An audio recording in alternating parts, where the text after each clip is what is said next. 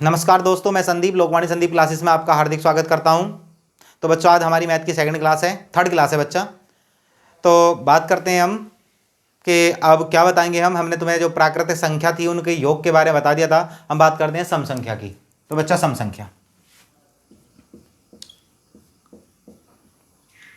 संख्या even number. तो बच्चा, इवन नंबर क्या होते हैं इसके बारे में बात करते हैं। तो वे संख्या जो 2 से विभाजित हों तो वे सम संख्या कहलाएंगी जो 2 से विभाजित होंगी। ऐसी कौन कौन सी संख्या हो सकती हैं? एग्जाम्पल 2, 4, 6, 8, 10, 12, 14, 16 ये हो सकती हैं। तो बच्चा, सबसे छोटी सम संख्या कौन सी है? सबसे छोटी सम संख्या तो बच्चा वो कौन सी है? वो तुम्हारी 2। तो बच्चा, सबसे छोटी पूर्ण वर्ग सम संख्या, सबसे छोटी पूर्ण वर्ग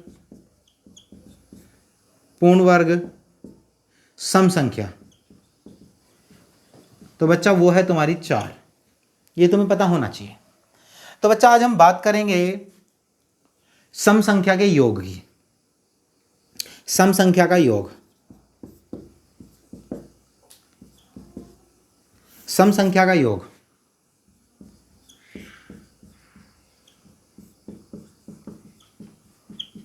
ये क्या हो जाएगा? सम संख्या का योग बच्चा देखिएगा, इसमें तुम्हारे 2 प्रकार से क्वेश्चन बन सकते हैं। पहला क्या होगा? 10 सम संख्याओं का योग, प्रथम 10 सम संख्याओं का योग बताओ। तो बच्चा, प्रथम 10 प्राकृत सम संख्या का योग बताओ। तो बच्चा, क्या करोगे तुम इसमें? प्रथम 10 प्राकृत सम संख्या। तो अब तुम्हें यह पता होनी चाहिए, 10 बोल दे, 20 बोल दे, 100 बोल दे, उससे कोई फर्क नहीं पड़ता। यदि हम यहां बोल दें कि 100, प्रथम 100 प्राकृत सम संख्या का योग बताओ, तो तुम्हें पता होना चाहिए प्रथम प्राकृत 100 संख्या कौन सी होंगी, यह तुम्हें पता होना चाहिए। लेकिन यदि तुम्हें नहीं पता तो तुम्हें सिर्फ क्या करना है बच्चा? तो तुम्हें एक सूत्र याद रखना है, जितनी भी वो संख्या बोलेगा वो करेगी n का काम। तो तुम्हें एक सूत्र याद रखना, n+1, यही हमारा आंसर हो जाएगा। क्या करेंगे? n की वैल्यू 100 और 100 में 1 जोड़ दें, कितना आ जाएगा? 101। तो बच्चा, कितना हो जाएगा? ये इसका आंसर हो जाएगा। इसी प्रकार से बोल सकता है, बोल देगा कि प्रथम 50 सम संख्या का योग बताओ, का योग। तो तुम क्या करोगे कि ये किसका काम करेगी? n का काम करेगी। तो क्या करोगे? n+1। तो क्या करोगे बच्चा? इसका आंसर निकल जाएंगे n+1। तो 50 में 1 जोड़ देंगे, 51। तो यही हमारा आंसर हो जाएगा।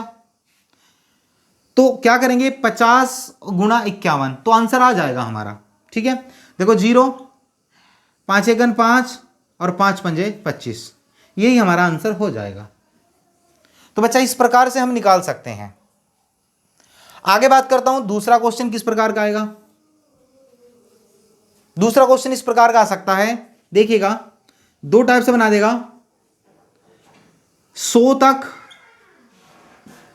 तक की सभी सम संख्याओं का योग बताओ।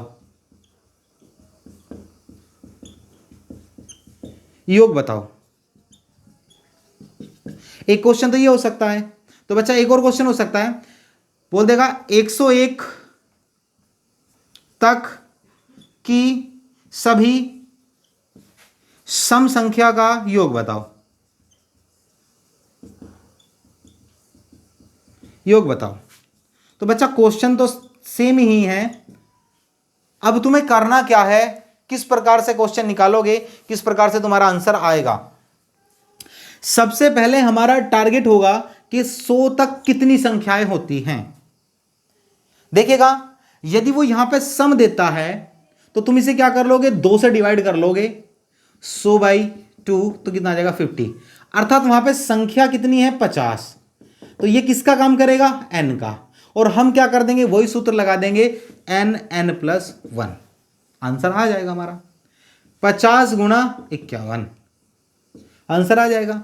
तो बच्चा कितना आंसर आ जाएगा, 0, 5 × 5 और 5 × 5 = 25, ये आंसर आ जाएगा हमारा।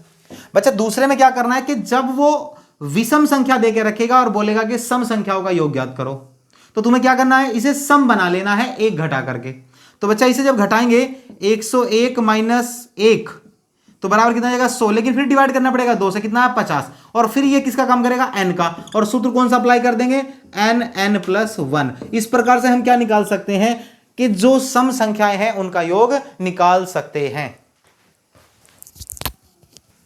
तो बच्चा विषम संख्या की बात करते हैं, वे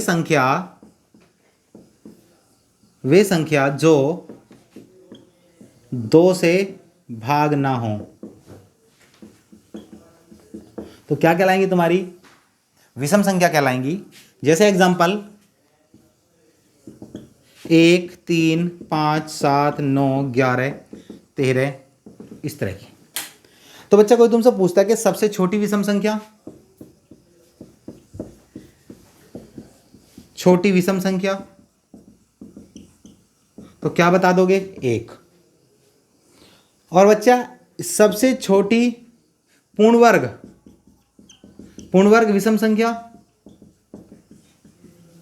तो वो भी क्या है, 1। बच्चा 1 अपने आप में पूर्ण वर्ग है। कोई तुमसे पूछता है सबसे छोटी विषम अभाज्य संख्या, तो बच्चा वो कौन सी हो जाएगी, देखो 1 ना तो भाज्य है और ना अभाज्य है, तो बच्चा कौन सी हो जाएगी, 3। तो याद रखना कौन सी हो जाएगी, वो 3 हो जाएगी। अब तुमसे पूछता है सबसे छोटी विषम भाज्य संख्या, तो बच्चा वो कौन सी हो जाएगी, देखो हमारा 1 तो ना तो भाज्य ना अभाज्य, 3 हमारा क्या आ जाएगा, अभाज्य संख्या, 5 अभाज्य संख्या, 7 अभाज्य संख्या, 9 क्या आ जाएगी, भाज्य संख्या। तो बच्चा ये भी तुम्हें याद रखना है। तो अब उसी प्रकार हम याद करेंगे किस प्रकार से, अब विषम संख्या का योग, विषम संख्या का योग बच्चा वही 2 प्रकार के क्वेश्चन आएंगे तुम्हारे पेपर में। एक तो आएगा गिनती या काउंटिंग पे, गिनती पे, जैसे कि एग्जांपल मैं बता दूं तुम्हें,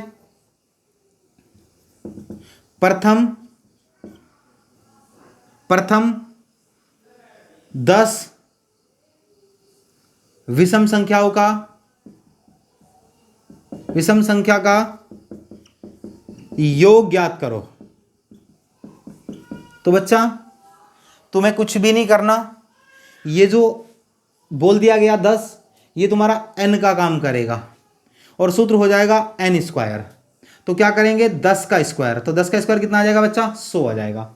इसी प्रकार से वो कुछ भी देता है, बोलता है कि तुम 15 प्रथम 15 विषम संख्या का योग ज्ञात करो, तो क्या करोगे 15 का वर्ग कर दोगे और बच्चा हमारा क्या आ जाएगा, आंसर कितना आ जाएगा 225। तो बच्चा दूसरा क्वेश्चन क्या होगा, दूसरे क्वेश्चन की मैं बात करता हूं। तो बच्चा वो इस प्रकार के देके रखता है, तक में बोलता है, जैसे कि एक मैं तुम्हारे सामने क्वेश्चन लिखता हूं, यहां पे बोल देगा 50 तक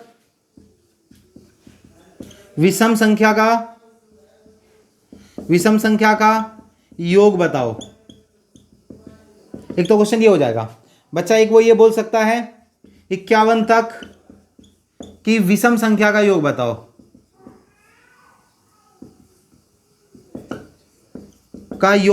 ये बच्चा 2 प्रकार का क्वेश्चन आ सकता है।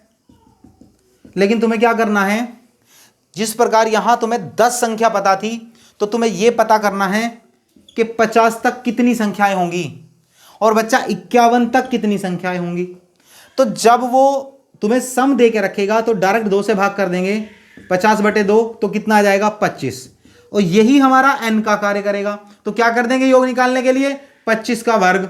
तो बच्चा क्या कर देंगे योग निकालने के लिए 25 का वर्ग, और 25 का वर्ग कितना आ जाएगा 625। यही हमारा आंसर हो जाएगा।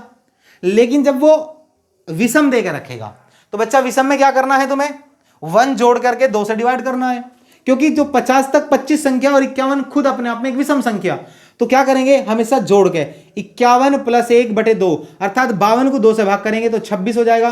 तो बच्चा ये 26 है और 26 का हम क्या कर देंगे वर्ग कर देंगे, 26 का वर्ग कर देंगे और यही हमारा क्या हो जाएगा आंसर हो जाएगा। तो इस प्रकार से हम सम संख्या और विषम संख्या का योग निकाल सकते हैं। लेकिन बच्चा एक चीज और ध्यान रख लेना कि यदि वो कहीं बीच में से दे देता है तो उसके लिए हम समांतर श्रेणी का योग यूज करेंगे। लेकिन समांतर श्रेणी की हम अलग से क्लास लेंगे जिसमें तुम्हें स्पेशल समांतर श्रेणी बताई जाएगी, और उसमें जो सम और विषम और कहीं से भी शुरू हो जाए या जिनमें बराबर का अंतर हो, वे जितनी भी संख्याएं होंगी उनका सबका योग निकालना बताएंगे।